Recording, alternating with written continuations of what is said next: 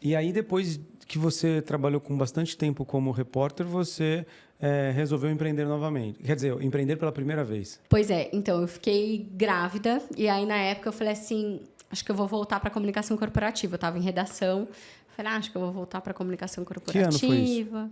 2012, 2013, né? Que eu engravidei em 2012. A Bia nasceu em 2013. E aí eu falei, vou voltar para comunicação corporativa porque eu tenho mais estabilidade, né? E agora vou ser mãe, etc. E aí, na época, eu estava casada e aí meu marido, na época, falou assim, não, vamos empreender. E aí eu falei, ai, meu Deus, empreender no quê? Aí a gente fez um grande plano de negócios lá, ficamos 1 ano estudando. E aí, loucuras da vida, a gente resolveu abrir um varejo de moda. E aqui foi uma grande escola, mas assim, não nasci para o varejo. E nessa de abrir um varejo no Brasil, que é super competitivo ainda, hoje mais ainda, né? Com as grandes fast fashions aí chegando, internacionais e tal. Mas na época já era desafiador e 2013 teve uma grande crise econômica. E aí chegou uma hora e falei assim, bom, eu faço marketing da esperança, né? Sento e espero o cliente entrar, ou eu faço comunicação, que é o que eu sei. E aí eu comecei a fazer comunicação no digital, comecei a aprender, comecei a estudar e começou a dar muito resultado. E os empresários do bairro falaram, o que vocês estão fazendo aí? Que vocês estão vendendo tanto pela internet? E aí eu comecei a entender, deixa eu entender o que eu estou fazendo. A gente começou a fazer consultoria para as pessoas, então montava uma estratégia e ensinava a pessoa a operacionalizar ali a estratégia. Só que aquilo, eu falei, tá, mas eu não consigo escalar esse negócio. Aí virei infoprodutora, e aí comecei, bati no Hotmart, né, que é um prêmio lá que eles têm para quem alcança um número X de comissão, enfim. Só que eu sabia que aquilo era muito... Viver de lançamento é muito puxado, porque você tem que estar sempre na frente da câmera, Concordo. você não pode ficar doente, tem uma série de coisas que eu, como mãe ali, falei assim, cara, chegou uma hora... Falei, tá, o que eu quero fazer?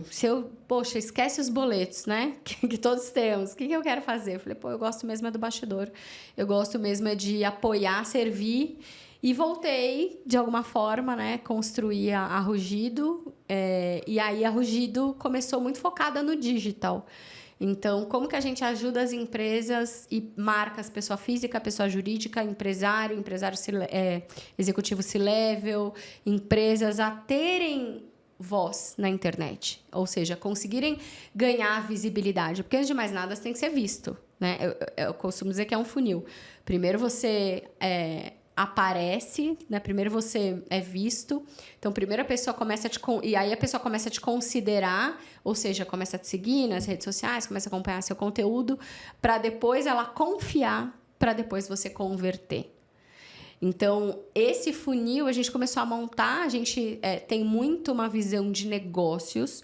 Então, eu costumo dizer que nem tudo que viraliza posiciona ou vende, ou ajuda a vender. Seja vender a sua marca como carreira, ou seja, vender o seu produto, o seu serviço. Então, a gente tem muito cuidado, às vezes viraliza. Tem post de cliente nosso que viralizou loucamente no LinkedIn. Mas a gente trabalha muito com esse mix de conteúdo. E aí, a ideia foi essa. Eu comecei a empreender meio que num caminho natural, assim.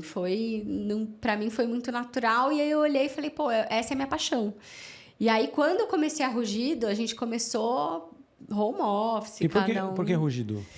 Porque é o que o leão usa para se posicionar. Primeiro que eu gosto muito da história da Alcateia dos Leões. Porque tem uma parceria muito forte entre as leoas, que saem para caçar em bando. É o único felino que as leoas saem em bando para caçar. E aí elas voltam, servem o bando e depois elas comem. Então eu acho esse servir muito legal.